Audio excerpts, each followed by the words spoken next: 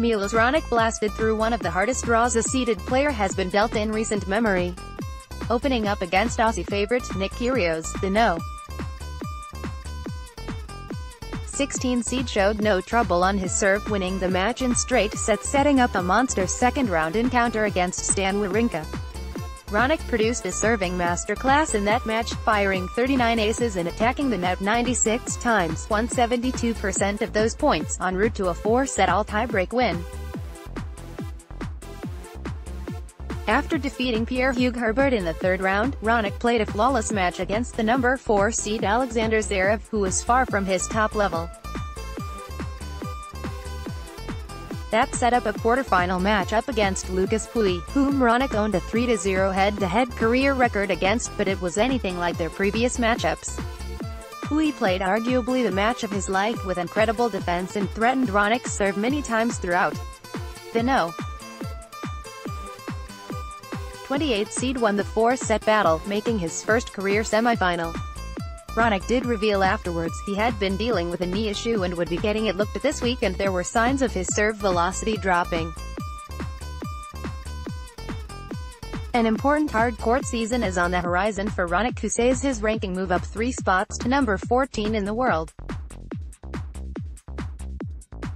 Raonic on his serve: I was struggling on my own end. Milos Raonic admits his serve wasn't cooperating with him against Lucas Pouille and says he was trying to make adjustments on the fly and battle through, but he came up short in the end. Andreescu arrives. Bianca Andreescu has taken the WTA Tour by storm in 2019. After making her very first final in Auckland to start the year, the 18-year-old posted 3 straight wins in qualifying at the Australian Open and a first-round win against fellow up-and-comer Whitney Oswego. Andreescu then faced the number 13 seed Anastasia Sevastova in the second round, splitting the first 2 sets before she began to experience cramping in her lower body. The Mississauga, ONT, native came up short in the final set, but had she remained healthy it could have very well been a different outcome. Andreescu's rise up the rankings did not stop there. She traveled across the Pacific to take part in the Newport Beach 125K Series event this past week and won all 6 of her matches to earn her first career WTA title. She boasted wins over Genie Bouchard, Tatiana Maria and then Jessica Pegula in the final, where she came back from losing the first set 6-0. In just 1 month, Andreescu's ranking has risen 84 spots up to No.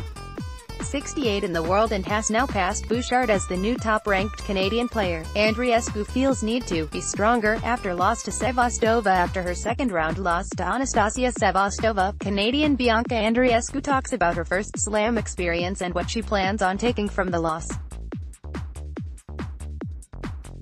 Denis runs into Djokovic. Denis Shapovalov did what only 2 other players were able to do at the Australian Open: take a set off the champion Novak Djokovic.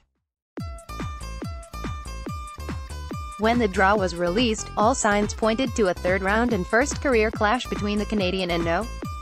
1 player in the world. After dropping the first 2 sets, Shapovalov was able to increase his level and began to frustrate Djokovic, coming back from a breakdown and winning 4 straight games to take the 3rd set. Even though the now 7-time champion easily took the 4th set, it was a great sign to see Shapovalov fight back against the world's best. The 19-year-old did boast straight sets wins in the first 2 rounds against Pablo Andujar and Taro Daniel, and his ranking moves up 2 spots to No. 25 in the world. Shapovalov admits he was nervous in first 2 sets versus number 1 Djokovic. Despite falling to world number 1 Novak Djokovic, Denis Shapovalov was pleased with the fight he put up and admits he was nervous in the first 2 sets of their third-round match. Serena and Bouchard's brief stop in Melbourne. Just like Shapovalov, Genie Bouchard's path collided with an all-time great early in the draw.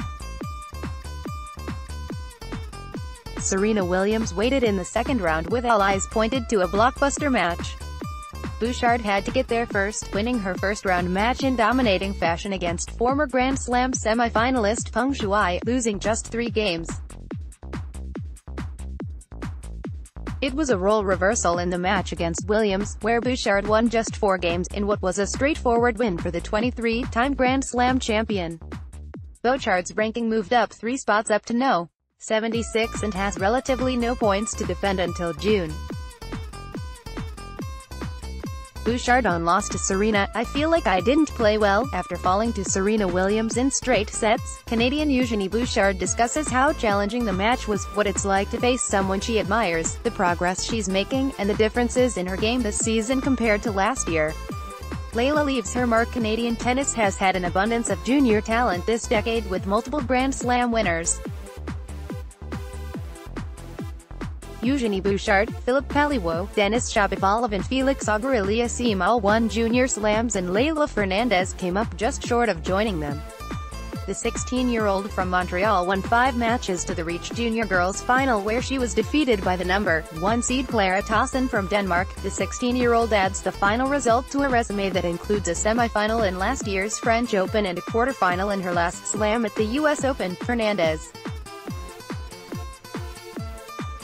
a left-handed player with hidden power, is giving Canadian tennis fans another player to look out for in the future. With these impressive results, Canadian Fernandez dropped in Australian Open girls final. Top-seeded Clara Tauson of Denmark denied Canadian Leylah Annie Fernandez the girls' singles title at the Australian Open, as she downed Fernandez 6-4, 6-3.